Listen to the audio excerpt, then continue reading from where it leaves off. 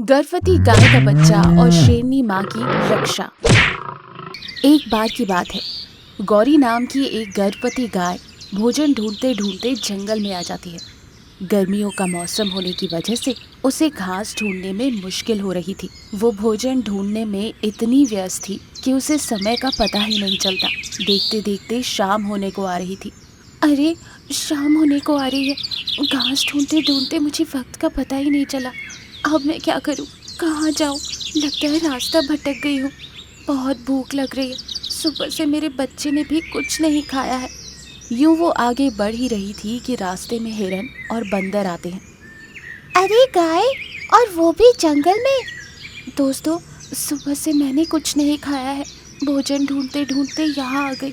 कुछ खाने को है तो दे दो, पेट में बच्चा बहुत भूखा है। अरे दोस्त रुको, मेरे पास कुछ आम है, मैं तुम्हें अभी लाकर देता हूँ। वो कुछ आम लाकर गौरी को देता है और उन्हें खाकर गौरी को आराम मिलता है। दोस्त, इस जंगल में कई खूंखार जानवर हैं। ऊपर से तुम गर्भवती हो, तुम्हारा यहाँ रहना खतरे से खाली नहीं। सुबह होते ही तुम इस जंगल को छोड़कर चली जाना। हाँ, सही कहा तुमने। वैसे तुम दोनों का बहुत बहुत शुक्रिया जो तुम दोनों ने मेरी इतनी मदद की। बंदर और हिरन वहां से चले जाते हैं। गौरी आराम कर रही थी कि तभी उसकी नजर एक शेरनी के छोटे से बच्चे पर पड़ती है जो भागते हुए मदद के लिए पुकार रहा था। माँ, मेरी मदद करो, भेड़िया मुझे मार डालेगा। माँ! हे भगवान, ये भेड़िया उस मासूम बच्चे को मार डालेगा। अब मैं क्या करूं? कैसे बचाऊं? ये सोचकर उस बच्चे को बचाने के लिए गौरी उसके पीछे भागती है। भेड़िया शेरनी के बच्चे पर हमला करने ही वाला था कि गौरी भागते हुए जाकर भेड़िए को पीछे से जोर से मारती है। भेड़िया मुंह के बल गिर जाता है। एकदम से हुए हमले से भेड़िया अपने आप को संभाल नहीं पाता। शेरनी का बच्चा बहुत डरा हुआ था। बेटा चलो, भागो यहाँ से। यूं वो उस बच्चे को लेकर भागने लगती है। भेड़िया अपने आप को संभाल कर उठा और फिर गौरी और उसके बच्चे को भागते हुए देखकर गुस्से में आग बबूला हो गया और उनका पीछा करते हुए अपने मन में सोचा, ये गाय कहाँ से आ गई? अच्छा खासा हाथ लगा, शिकार छूट गया। अगर ये बात शेरनी को पता चल गई तो वो मुझे जिंदा नहीं छोड़ेगी। मुझे किसी भी हाल में इन दोनों को ही खत्म करना होगा। यूं भेड़िया उसके पीछे पड़ता है। गौरी गर्भवती होने के कारण भाग नहीं पा रही थी। वो शेरनी के बच्चे को और तेज भागने के लिए कह रही थी। बेटा, तुम जल्दी भागो और अपनी माँ के पास जाओ जल्दी। आप भी चलिए मेरे साथ, मेरी माँ उस राक्षस को मार डालेगी। बेटा, मैं और तेज नहीं भाग पाऊंगी, तुम जाओ यहाँ से, जाओ जल्दी। बच्चा गौरी से भी आगे निकल जाता है। भेड़िया गौरी के बहुत करीब था। गौरी डर के मारे झाड़ियों में छिप जाती है। अरे, अभी अभी तो यहीं थे दोनों, कहाँ चले गए? भेड़िया पागलों की तरह उन्हें ढूंढ रहा था। इधर झाड़ियों में गौरी को डर की वजह से प्रसव पीड़ा शुरू होती है। कुछ ही देर में गौरी एक बच्चे को जन्म देती है। झाड़ियों में हुई हलचल से भेड़िया गौरी की ओर बढ़ता है। ये देख गौरी अपने बच्चे को प्यार से चूमती है और उसे भरे मन से झाड़ियों में छुपा देती है और भेड़िए के आगे चली आती है। अरे वाह गाय, तेरी हिम्मत कैसे हुई मेरे शिकार को भगाने की? अब मैं तुझे नहीं छोड़ूंगा। कृपया करके मुझे छोड़ दो। गौरी अपनी जान की भीख मांगती है। भेड़िया गुस्से की आग में जल रहा था। वो गौरी की एक नहीं सुनता और उस पर हमला करता है। गौरी घायल हो चुकी थी कि वहां शेरनी और बाकी जानवर आ जाते हैं। रुक जा भेड़िए, तेरी हिम्मत कैसे हुई मेरे बच्चे का शिकार करने की? और तो और इस माँ ने मेरे बच्चे की जान बचाई, तू इसकी भी जान ले रहा है। मैं तुझे नहीं छोड़ूंगी। यूं भेड़िया और शेरनी के बीच लड़ाई होती है। शेरनी पूरी ताकत लगाकर भेड़िए को मार डालती है। गौरी अपनी आखिरी सांसें गिन रही थी। अरे, ये तो बहुत घायल हो गई है। लोमड़ी, जल्दी से जाकर उल्लू वैद्य को लेकर आओ। अभी मेरे पास इतना वक्त नहीं है शेरनी। मेरा बच्चा वहाँ झाड़ियों में है, मैंने उसे आंख भर कर भी नहीं देखा। ये सुनते ही हाथी भागते हुए गौरी के बच्चे के पास जाता है और उसे सूंड से पकड़कर गौरी के पास लाता है। गौरी अपने बच्चे को देखकर बहुत खुश होती है। वो अपनी आखिरी सांस छोड़ देती है। ये देख शेरनी और बाकी जानवरों की आंखों में आंसू आ जाते हैं। बहन, तुमने अपनी और अपने बच्चे की जान की परवाह न करते हुए मेरे बच्चे की जान बचाई है। मैं तुम्हारा ये एहसान जिंदगी भर नहीं भूलूंगी। मैं तुम्हारे बच्चे की माँ बनकर उसे अपने बच्चे की तरह पालूंगी, ये वादा है मेरा। यूं शेरनी गौरी के बच्चे को अपने बच्चे की तरह पालने लगती है। इस कहानी से हमें ये सीख मिलती है कि जो दूसरों की मदद करते हैं, भगवान उसकी मदद करता है। बाघ बना लघु पुंगनुर गाय का बच्चा।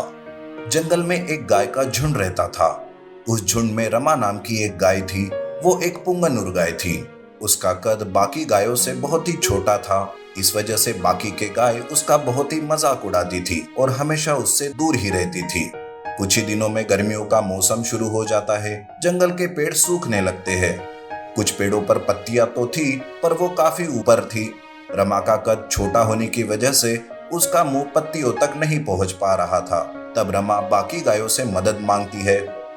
सुनो, मेरी मदद करो, मुझे भी खाने के लिए कुछ पत्तियां दो। देखो, मैं 2 दिन से भूखी हूँ। अरे भूखी रहे या मर जाए, इससे हमें कोई लेना देना नहीं, समझी? जन्म लेते ही अपनी माँ को खा गई मनुष्य कही की, और अब भूख भूख करके हमें भी खाने का इरादा है क्या? बेचारी रमा ये सब सुनकर फूट फूट कर रोते हुए वहां से चली जाती है। सब मेरा मजाक उड़ाते हैं, मेरे साये से भी दूर रहते हैं, फिर मैं भी क्यों इनके साथ रहूं? नहीं, मैं आज ही यहाँ से चली जाती हूँ।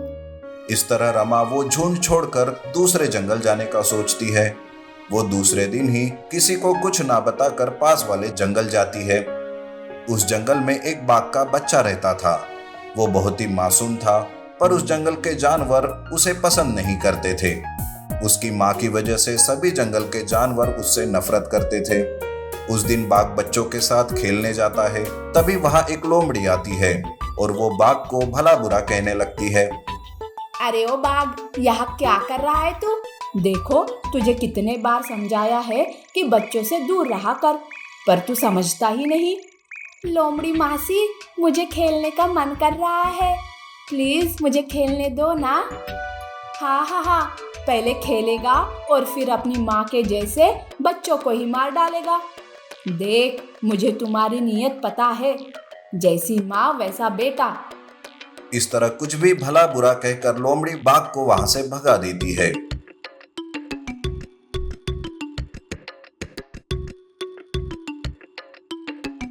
दरअसल बाघ की माँ बाघिन बड़ी ही क्रूर थी। उसे किसी पर भी दया नहीं आती थी।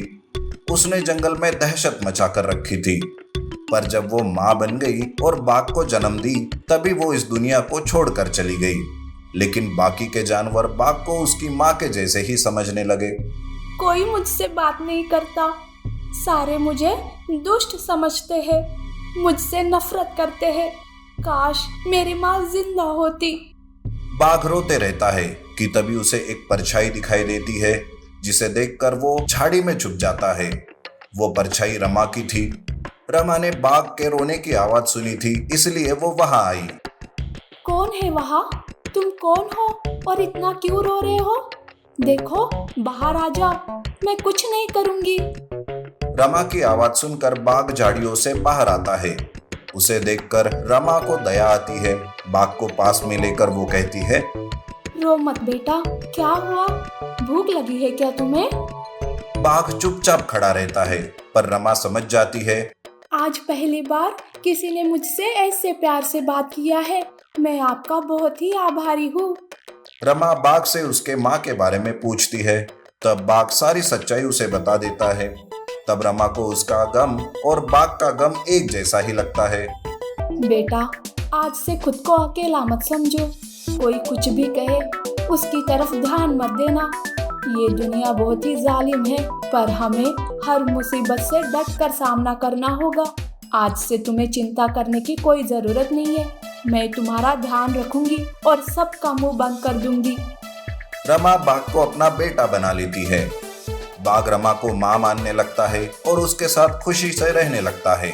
रमा को बाघ के रूप में बेटा मिल जाता है जिसकी वो अच्छे से देखभाल करती है। रमा और बाघ दोनों भी एक साथ जंगल घूमते रहते। तभी लोमड़ी उन दोनों को देख लेती है। मुझे तो लगा था कि मेरी जली खोटी बातें सुनकर बाघ ने जान दी होगी, पर ये तो जिंदा है। ये बाघ कम था कि अब ये गाय भी आ गई जंगल में। ये दोनों मिलकर जंगल को नरक बना देंगे। लोमड़ी रमा और बाघ को जंगल के लिए मनहूस समझती है। लोमड़ी उन दोनों के बारे में जंगल में अफवाह फैलाती है। सारे जानवर मिलकर उन दोनों को जंगल से बाहर निकालने का फैसला करते हैं। सारे जानवर रमा और बाघ को घेर लेते हैं। तभी बंदर कहता है, अरे ओ गाय, तू हमारे जंगल नहीं रह सकती, चली जा यहाँ से। और हाँ, इस बाघ को भी लेकर जा अपने साथ, नहीं तो हम सारे तुम दोनों को जान से मार देंगे। खबरदार, अगर मुझे या मेरे बेटे को हाथ भी लगाया तो तुम सब दिमाग से बीमार हो चुके हो। अरे इसकी माँ अगर क्रूर थी तो इसमें बेचारे इस बच्चे का क्या दोष। और हाँ, मेरी कद अगर छोटी है तो क्या मुझे जीने का हक नहीं है? देखो, आज तक सब सहन कर लिया, पर आज नहीं। इस जंगल में सबको रहने का अधिकार है और वो तुम हमसे छीन नहीं सकते। अरे तू और तेरी बड़ी बड़ी बातें हमें नहीं सुननी, हमें बाघ से खतरा है बस। ऐसा मत कीजिए। मैं आप सबसे वादा करती हूँ कि मेरा बेटा कभी भक्षक नहीं बनेगा, बल्कि वो आप सबका रक्षक बनेगा। मुझे बस एक मौका दो, मैं आप सबको गलत साबित कर दूंगी।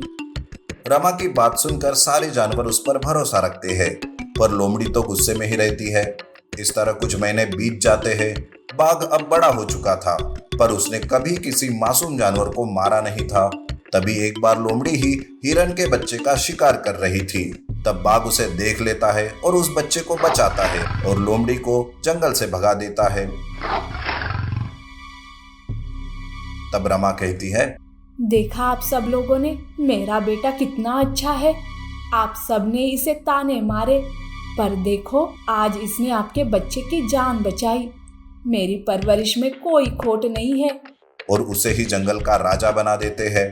जिस रमा को उसकी कद के लिए बोला जाता था, आज उसे मान सम्मान मिलने लगता है। बाघ अब सारी जिम्मेदारी अच्छे से निभाते हुए खुशी से रहने लगता है। नीति: कभी भी किसी को उसके कद से नहीं बल्कि उसके विचारों से जानना चाहिए।